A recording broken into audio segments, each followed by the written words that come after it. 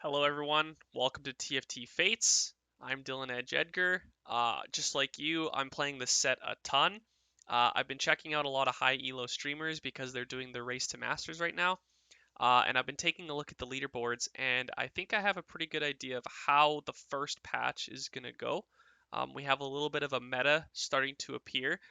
Plus, with all the history from PBE, we're starting to get a bit of an idea of what comps worked from PBE slash what's working here. Um, I'm going to go over real quick the new leveling guide because obviously the last video is outdated because they changed the XP again, and I wanted to wait until it hit live before we went over it. We're going to go quickly over the openers that we discussed in the last video and just see how we fared for what was good, what was bad. And then I'm going to go over the top 5 comps that myself and other high elo players are playing. As a note, number 5 and number 4 aren't played as much as the top 3. There are 3 very good comps right now that are played a ton, not only by myself, but also it's been played a ton by high elo streamers in that race to masters. So, what have we learned? New leveling guide for set 4. 2-2. Basically the same thing. If you've won the last round or if you have a chosen and you're not looking to do a reroll build, you're going to level at 2-2. If you've lost, better to save the econ. Also, it's going to depend on how much gold you have. Did you get a gold opener at the start? Because now we have these 6 gold openers that are pretty common. If you're going to be at 10 gold at 2-2 and you lost, definitely don't level. Stay above 10. It's really going to depend. Level 5 is back to 10 XP. So, 2-5 right after Carousel. If you're on a win streak, definitely level. If you have enough gold to pre-level beforehand and you're on a win streak, pre-level. Especially if you don't have a chosen yet, because the increase in percentage to go from a 2 and 3 cost chosen as opposed to a 1 cost chosen is great. And getting 2 cost and 3 cost chosens helps snowball your mid game a lot. Level 6, 3-2, same as before. They changed the XP back. What's changing is level 7 and level 8. Level 7 is at 4-1. This isn't a optimal time, and then you start re-rolling at 4-1 because it's the increased odds for chosen. So you level and then you roll afterwards and start building up your board. Level 8, 5-1. If you are super high rolling, and I mean super high rolling, if you've been on like a constant win streak, you have a ton of gold, your board is super strong, you don't need to roll at level 7, you can go to level 8 at 5-1 or at 4-5. Otherwise, most of the time you're level 8 at 5-1. Level 9, it's pretty much only reserved for I made it to late game, I want to win the lobby. 1 to 2 players hit level 9 at most. It's not regular, and even then, a lot of the times, you can win games without level 9, especially if you're doing any sort of slow rolling at level 8. So, what's the key to Chosen? Super quick. Early 1-star Chosen that is strong in late game comp. Yasuo, Elise, Maokai, Wukong. Maokai can be either Elderword or Brawler. Very good Chosen early. Elise can be Chosen or Keeper. Can be Cultist or Keeper. Most of the time you want it to be Cultist. But if you get a Keeper Elise, buy it, use it to snowball. And we'll get into that in the option 2. But the best option is Cultist Elise. Yasuo, Duelist, means you can go into Duelist reroll. Look around the lobby. If other people get Yasuo Duelists, odds are they're not going to pivot. Don't go into a reroll comp if it's contested. It's not worth it. Just don't do it. Option 1B. You didn't get one of those 1-star chosens, but you end up with a 2-star chosen that's a strong in a late game comp. Janna, Enlightened Janna is insane. Zed can be played in Ninja Assassins, is really good, but he's better in option 2. Aphelios used to be really good. It's still not awful, but there are better comps right now. But if you get a chosen Aphelios early, especially if it's Moonlight, you can probably still go him. GA, Ginsu's third option is whatever. Shojin is fine, but not a lot of damage. Shiv is a lot of damage, but you're not going to get a lot of turrets. IE is a lot of damage, uses Hunter procs well, doesn't rely on turrets as much. I've been aiming for IE, but I haven't played a lot of Aphelios since after the PvE nerfs. I've played it a couple times, and it hasn't felt great to me. Option 2 for Chosen. Use a Chosen to snowball early game, sell it at level 7, and then look for 3 or 4 costs. So remember when I talked about you're going to level at Wolves? Sell your Chosen when you level, because you get 1 extra shop to find that Chosen. So level at Wolves, wait to roll down until after Wolves, sell the Chosen that you have on the board, and then start looking for a 3 or 4 cost chosen. Best ones: Riven can be Dusk or Keeper. Ashe can be Elderwood or Hunter. Talon can be Enlightened or Assassin. Kindred can be Spirit or Hunter. Kennen can be Keeper. These are by far the best, and the ones that I've... Oh, sorry, and Jhin. Jhin can be Cultist or Sharpshooter. Most of the time when you're looking for it that late in the game, you want it to be Sharpshooter, but Cultist is also fine. These are by far the best chosens right now.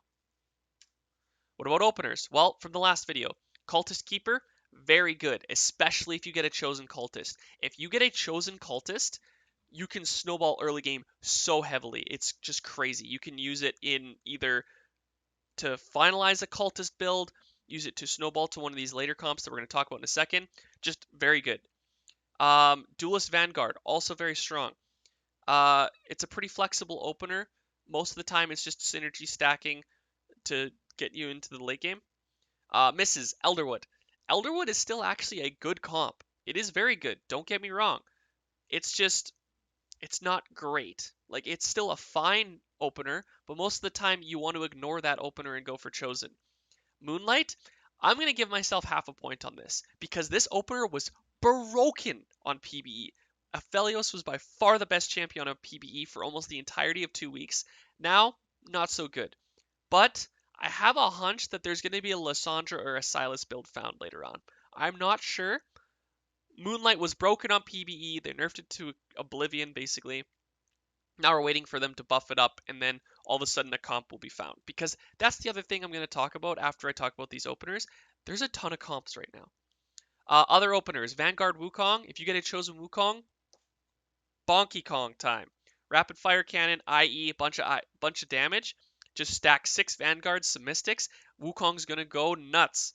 Duelist Yasuo, we're going to talk about as a comp, and Brawler, and Mage. Mage, we're not going to talk about as a comp. I still think reroll Mage is very good. You reroll for 3-star TF, 3-star Annie. I think it's strong, but it hasn't been showing up in a lot of high elo top players right now. Like, I've been looking at the top 10. That's where I'm getting these comps from.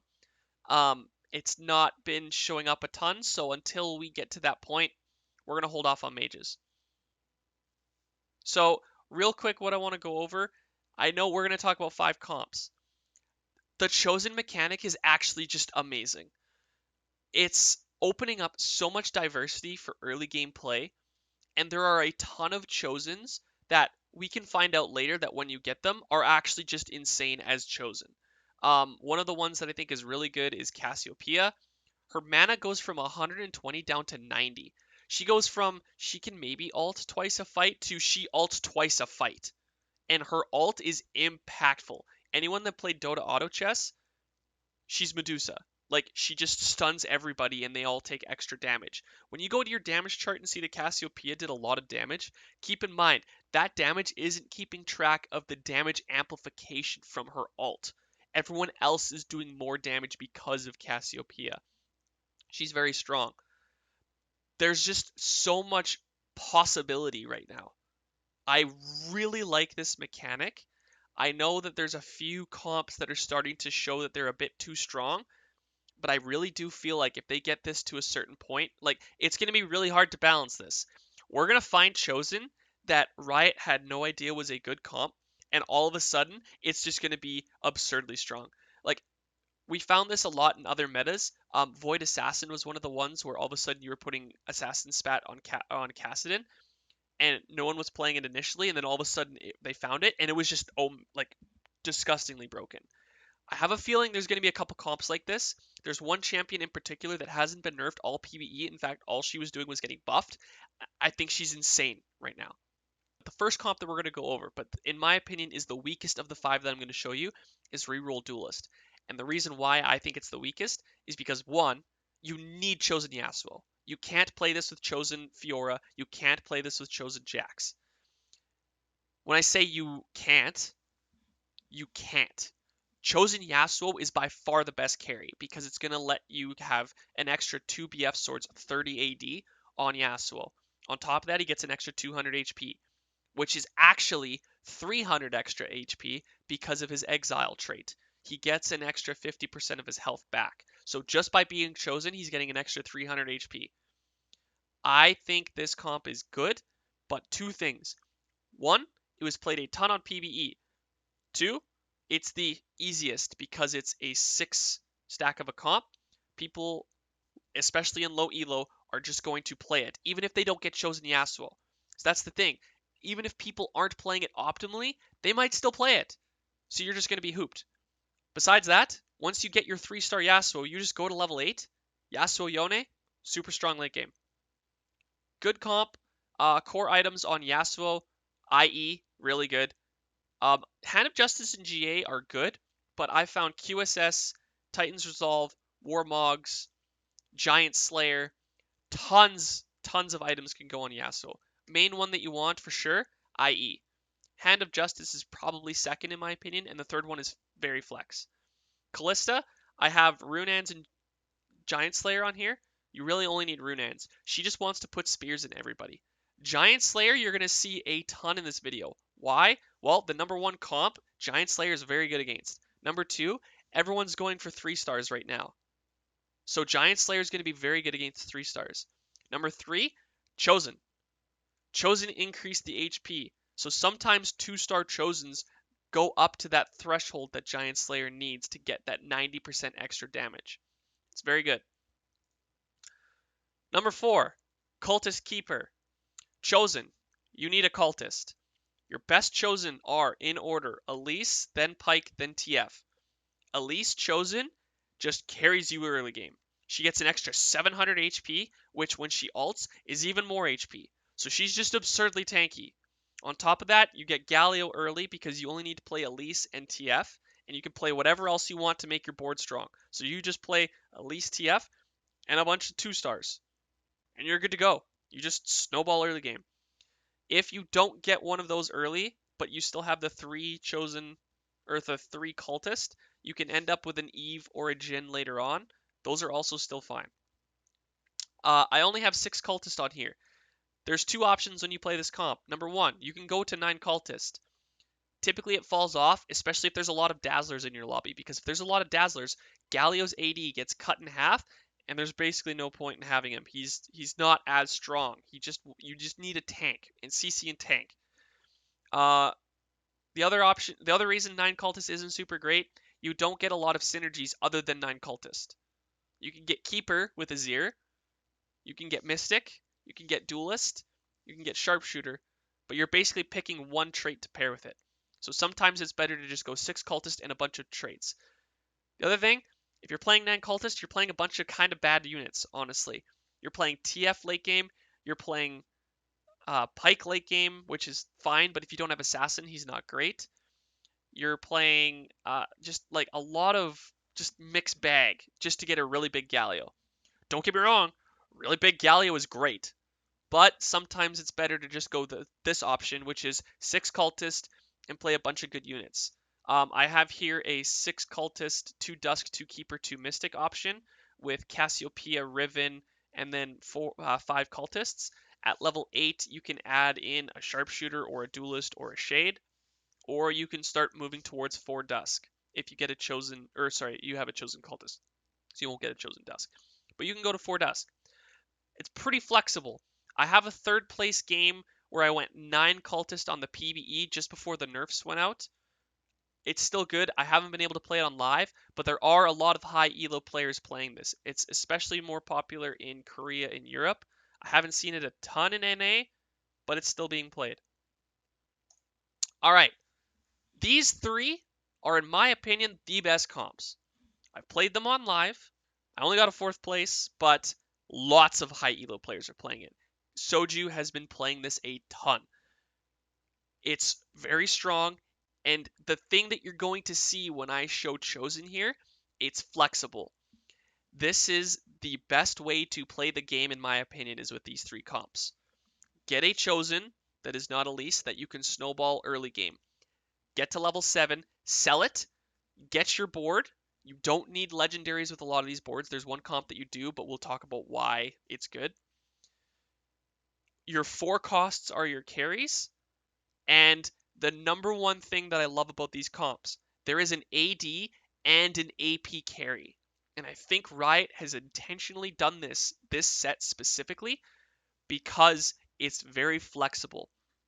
If you get a ton of rods, you can still play this comp.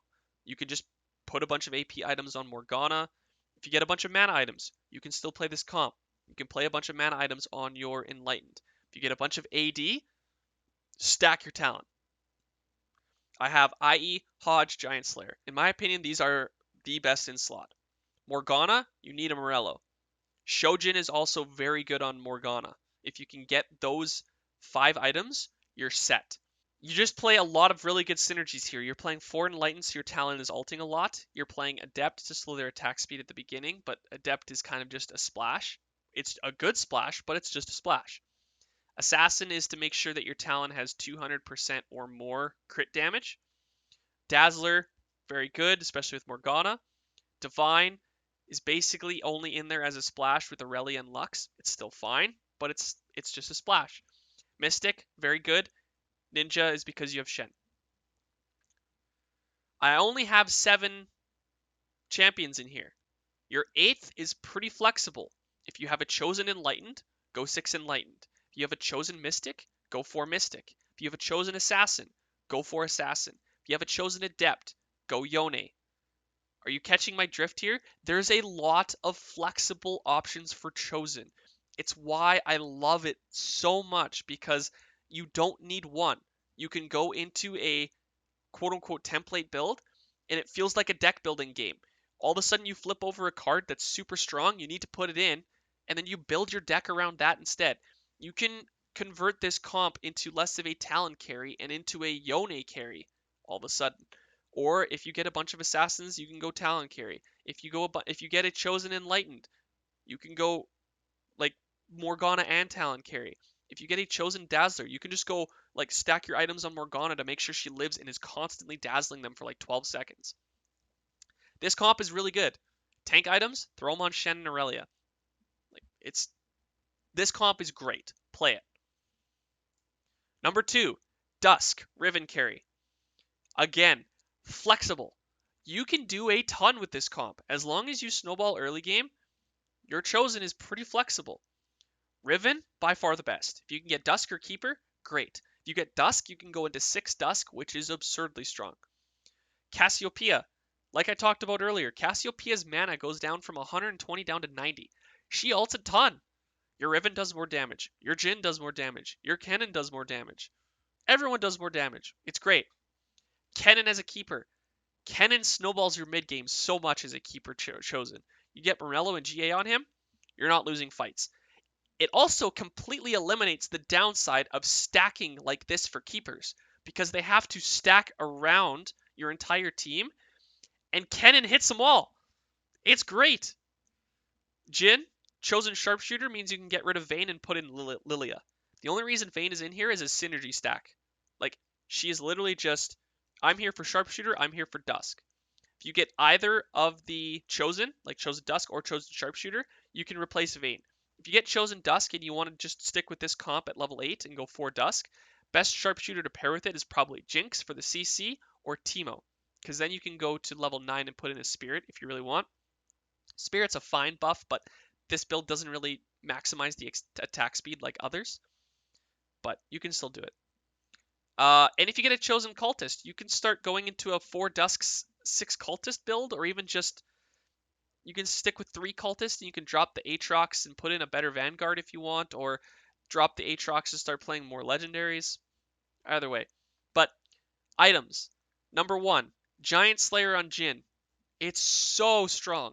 Your 4th shot on tanks just one-shots them with Giant Slayer. It's amazing. It doubles, basically, your 4th shot. Your 4th shot's doing a ton of damage. Get Giant Slayer. IE, also really good. Third option is pretty flexible. Bloodthirster, Hand of Justice, GA. It's really up in the air.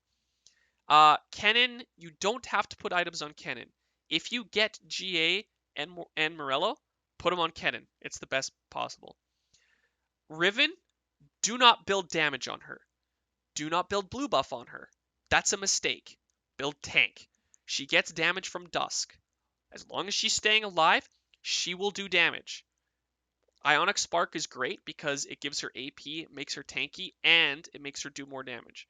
Stoneplate, A lot of the times your Riven is like in the back line being targeted by a ton of people. Stoneplate makes her very tanky. Other options, GA, you can kind of just throw whatever on here. If you get Chosen Cannon as a keeper, going level 9 like I did below, you can put in Azir as your other keeper. And then you're playing 4 keeper. Very strong, pushes assassins away from Jhin. I love this build. But it's not the strongest. High elo players are spamming this next build a ton. Play it before it gets nerfed. Brawler Hunters.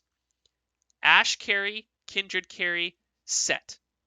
Those are your 3 damage soakers. The rest are all synergy sticks.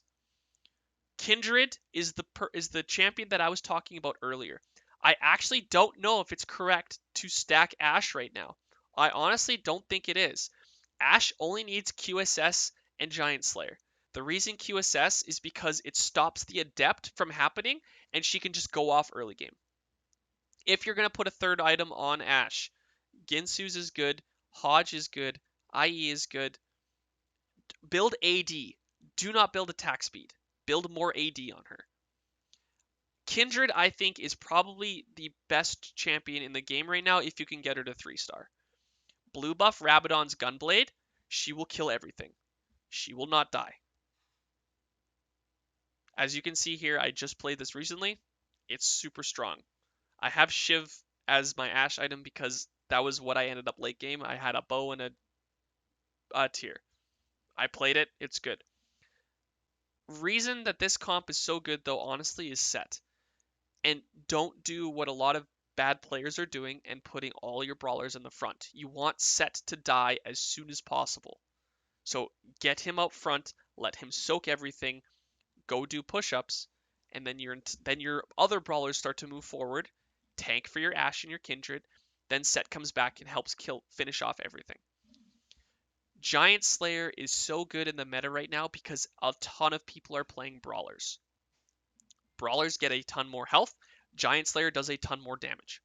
It's that simple. The Chosen for this is very flexible. Again, you want to snowball early game, get to late game.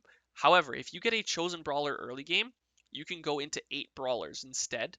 You can drop the Kindred, go 8 Brawlers and Ashe, or you can go at level 9, 8 Brawlers, Ashe, and Kindred for the 3 Hunters. 2 Hunter, honestly, is enough. 3 Hunter is good. You don't really need 4 or 5. 5 is a trap. Do not go 5. Aphelios is so bad unless he's the focal point. 3 and 4 is enough. But Chosen Ashe, Elderwood or Hunter. If you get Elderwood, you can start going into 6 Elderwood. Kindred, Spirit, or Hunter are fine. Any Brawler, any Elderwood.